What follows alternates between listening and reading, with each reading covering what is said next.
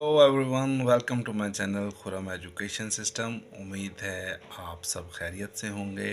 पिछली वीडियो में हमने सीखा हरूफ तहज्जी की कितनी तादाद होती है। आज हम मज़ीद उस पर बात करेंगे कि हरूफ तहज्जी कहाँ से आई और इसको उर्दू में किस तरह से और कितने अल्फाज शामिल किए गए।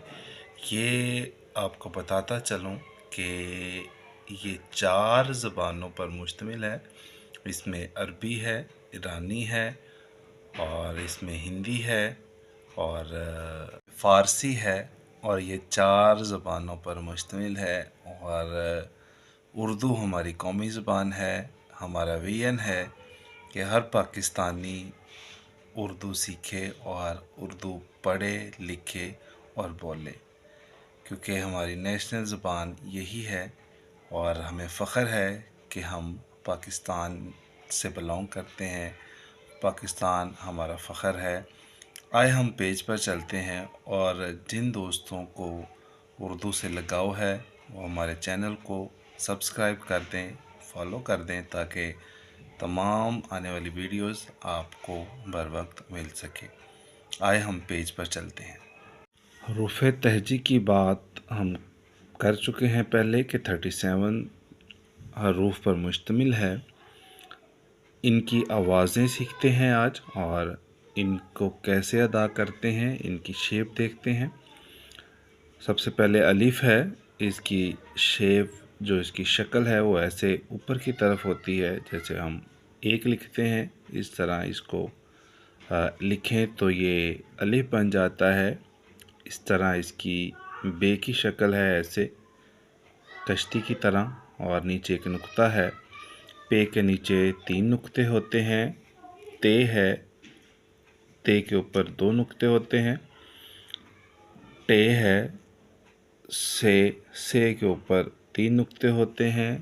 जीम, चे, हे, खे, दाल, डाल, जा, रे, रे, जे, से, सीन, शीन, स्वाद, ज़्वाद, तोएं, ज़ुएं, ऐन, गैन, फे, काफ, काफ, गाफ, लाम, मीम, नून, वाव, हे, हमज़ा, छोटिए, बड़िए।